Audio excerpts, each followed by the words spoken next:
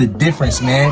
Are you a hunter? Are you a fisher? Are you anybody that does any kind of outdoor stuff, man? Imagine doing your hunting, you got your rifle loaded up and you aim down the barrel, you got your something loaded up, but bam, you're hunting a human.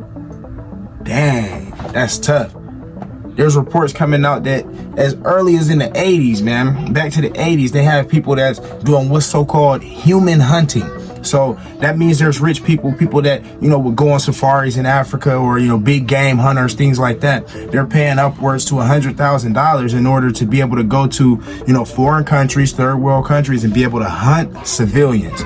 This is something that's been going on for way, way longer than what we would like to believe. Let's go ahead and dive into the topic here, man. Let's see what they're talking about. A jaw-dropping claim that rich foreigners paid to shoot humans in Sarajevo in the 1990s, when the city was in the middle of a violent and chaotic military blockade, has sparked an investigation by Italian prosecutors. The stunning allegations come from an Italian writer who alleged he had uncovered evidence that wealthy gun enthusiasts, dubbed sniper tourists, would pay Bosnian Serb forces for the chance to gun down residents at random during the 4-year siege of the city, The Guardian reported. Rich foreigners allegedly paid upwards of $90,000 to shoot people during human safari trips to Sarajevo in the 1990s. Human safari trips. It's crazy.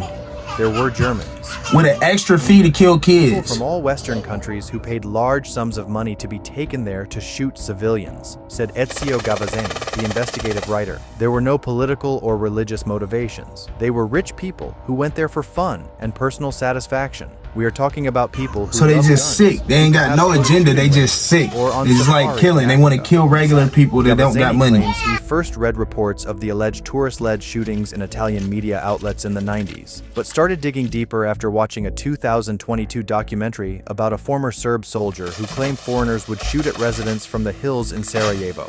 He claims a key source was a former Bosnian intelligence officer. His shocking allegations have now led to a newly launched probe being led by prosecutors in Milan. The investigation is seeking to identify any Italians involved in the so-called sniper tourism. Gavazzani said he had already uncovered the identities of some of the Italians allegedly involved in the massacre, and they are expected to be questioned by prosecutors in the coming weeks. The Bosnian consulate in Milan said the Bosnian government would offer total collaboration amid the probe. We are impatient to discover the truth about such a cruel matter. In order to close a chapter of history, I am in possession of certain information I will be sharing with the investigators, a spokesperson said. More than 10,000 were killed in Sarajevo by snipers and shelling between 1992 and 1996 during the Balkan Wars. Sarajevo, the capital of Republic of Bosnia and Herzegovina, how many of that was regular people? How many of that was soldiers? Marking the longest modern siege of a capital city, during which citizens were subjected to atrocities, including bombings and heavy fighting. That's tough work, man. So that's dating back to the 80s and 90s, man. But if you think this isn't happening right now in Africa, you're out of your mind. This is absolutely happening across the globe right now. So these things aren't foreign. These things aren't something that just now started happening or something that's just so unfathomable. I actually read a book on the topic like this where there was human hunting involved. And I don't know if it was fact or fiction. I believe this was something we had to do just for like an outside reading in college or something like that.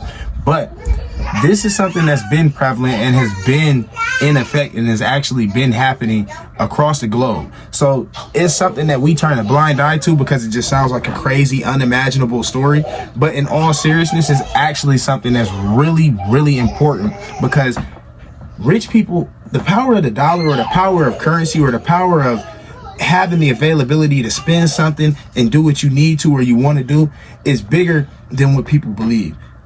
If you have money, you can do just about anything. If you have millions or billions of dollars, there's no level to the shit that you can get away with. Okay, so breaking that back down to our level, people at the bottom, we have to be able to vet these people. This is something that goes on in our voting, in our elections, because these people are friends with your politicians. They're friends with your, government officials because they have the same amount of wealth. They hang out in the same social settings. They hang out in the same restaurants. They go do the same things. So if you think these people don't know about things like this going on, they absolutely do. But with money comes power. They're not going to tell you everything they're doing, but it's up to us to go ahead and uncover these facts. This is going on more and more. I guarantee if you start doing some research on some of the things going on in Africa, you'll find some human hunting going on.